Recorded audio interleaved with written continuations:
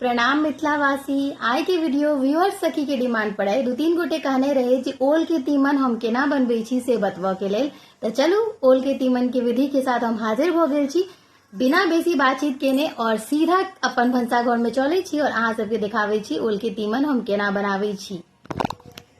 मिथिला के भोजन थाली में देखियो आई ओलक तीमन और भात संग में ओल के तरुआ दूटा ऊपर में राखल है। भादवक ओल क्या प्रसिद्ध है से अहाँ सब हमरा कमेंट कऽ के कहब, हमरा एक्जैक्टली नहीं बुझल हेतै। देखियो ओल छील लेलहुँ हैं और छील के पातर पातर काटि लेब, तकर बाद कनी देर पानि में एकरा धऽ देने छलियै। ओनाही हमरा टाइम छलै बनबऽ में, तऽ कुकर में कनी पानि और ओल छिललाहा कटलाहा, ओकर बाद नून हरदि दऽ कऽ हम भपा रहल छी। बिना सीटी नहीं लगबऽ के छलै, बस हम सोचलियै कि कनी सुसुआ दै छियै। ओकर बाद में प्याज, धनिया पाउडर और सरसों तै संगे जे छै से जीर हल्का सा धऽ कऽ ओकरा हम पीस लेलहुँ हैं मिक्सर में। इम्हर जे बेसन तरबै तै ला घोल तैयार करै छी। बेसन, नून, हरदि, मिर्ची पाउडर। मिर्ची पाउडर कश्मीरी मिर्ची पाउडर है, कियाकि एहिमे हम करू नहीं दै छियै। बेसी चटपटाओ नहीं नीक लागैत रहै छै, अंशके भी खायके रहै छै, ताहि दुआरे तऽ बेसी स्पाइसी हम कनी दूरे रखै छी।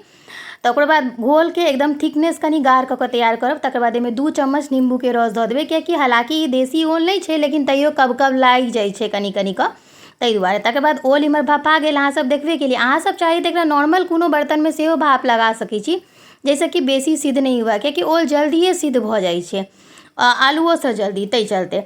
तो कनी तर्क से कुकर में सीटी मतलब सुसुआ तक सीटी लगबऽ पड़ै छै। हम सीटी लागऽ से पहिले एकरा उतारऽ के रहै छै। एकर बाद देखियो एहिठमन ओल तरनाइ चालू कऽ देलियै है।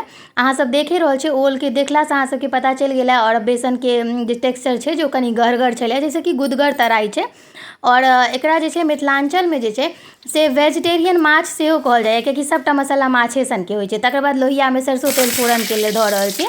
ओकर बाद ओहिमे जीर, मिरचाई, तेजपत्ता, हींग और जे प्याज पिसने छलहुँ से सब ओहिमे खसा देबै। तकर बाद में हरदि, हल्का सा मिर्ची बुक्की और नून एहिठमन हम खसा रहल छी। तकर बाद दरदरा काटल या चॉप कैल टमाटर हम लऽ रहल छी, कियाकि दरदरा टमाटर के स्वाद नीक आबै छै। तकर बाद जे तेल में तरने छलहुँ हैं ओ सोया रिफाइन छलै, तो बचल छलै बर्तन में, तो ऊपर से धऽ देलियै। एहि दुआरे जे फोरन में हम कमे तेल देने छलियै। जहन अहाँके भुजा जायत मसाला तहन एहिमे पानि खसा देबै, और जहन झोर खौल जायत तहन एहिमे कनी नींबू के रस खसा देबै। और सबटा जहन खोल कऽ तैयार भऽ जायत तहन ऊपर से जे छै ई पकौड़ा जे तरलहुँ हैं ओल के तरुआ जेना, तकरा खसा कऽ और उतारि लेब। अहाँके तरकारी तैयार भऽ गेल है। बहुत स्वादिष्ट लागै छै, हमरा घर में ऑलमोस्ट सबके ई बहुत पसंद आबै छै। तो अहाँ सबके हमर वीडियो केहन लागल और अगला वीडियो कोन तरकारी के बनाबी से अहाँ सजेस्ट कऽ सकै छी। हम प्रयास करब जरूर जो बना के अहाँके देखाबी। मिथिलांचल में ओल के तरकारी बहुत बेसी लोकप्रिय होइ छै, बहुत लोग प्रसन्नता से खाइ छथिन।